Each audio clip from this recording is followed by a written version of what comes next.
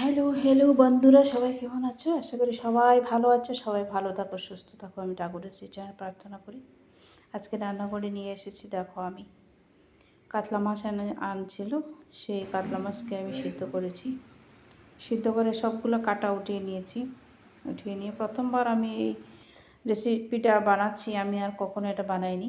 পেঁয়াজ কুচি দিয়ে দিয়েছি, জিরা, ধনিয়া, তারপর শুকনো লঙ্কা, হলুদ, যা যা লাগে, স্বাদ মতো নুন।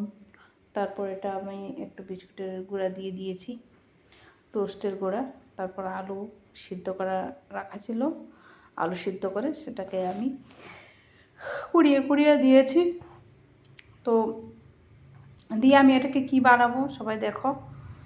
আর আমি প্রথমবার বানিয়েছি এটা, আর কখনো আমি বানাইনি। কেমন হয়েছে সবাই বলবে।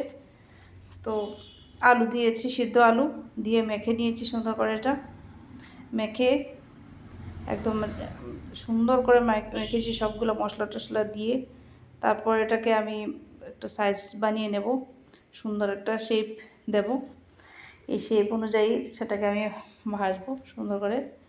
আগে গোল গোল করে নিয়েছি, তারপর এটা কিছুটা কাটলেটের মতো, কাটলেটই বানিয়েছি আমি এটা।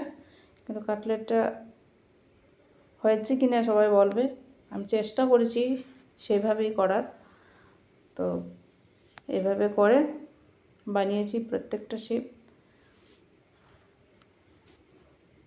রান্না না জানলেও চেষ্টা করতে হয়, কিছুটা চেষ্টা করলে হয়তো আমরা পারি। আমরা কি না পারি, আমরা সবই পারি, কিন্তু চেষ্টা করি না। চেষ্টা করলে সবই হয়। একবার হয়নি, দ্বিতীয়বার হবে, দ্বিতীয়বার না হলে তৃতীয়বার একদম ভালোভাবেই হবে। তো ঘরে বসে আমরা মেয়েদের আর কাজ কি?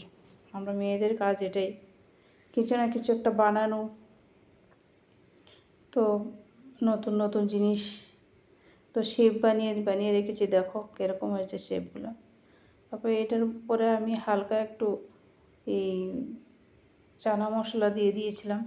দিয়ে এখানে চালের গুঁড়ো, বেসন আছে, দিয়ে চুবিয়ে নিয়ে তারপর আমি বিস্কুটের গুঁড়াগুলো লাগিয়েছি।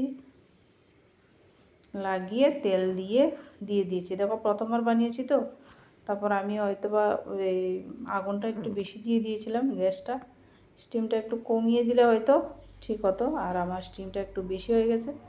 তো বেশি হওয়াতে একটা একটু জ্বলে গেছে নিচটা, আর প্রত্যেকটা ঠিকই হয়েছে। তো বিস্কুটের গুঁড়াগুলো একদম পোড়া পোড়া হয়ে গেছে। তো প্রথমবার বানাতে গেলে যা হয়, তারপরেরগুলো আবার ঠিকঠাক হয়েছে। স্টিমটা একটু কমিয়ে দিয়েছিলাম। টমেটো সস দিয়ে আমরা খেয়েছি, আর খেতে কিন্তু দুর্দান্ত হয়েছে। প্রথমবার বানিয়েছি তো, সবাই বানিয়ে খেয়ে দেখো ঘরে, খুব ভালো লাগবে। সবাই ভালো থাকো, সুস্থ থাকো।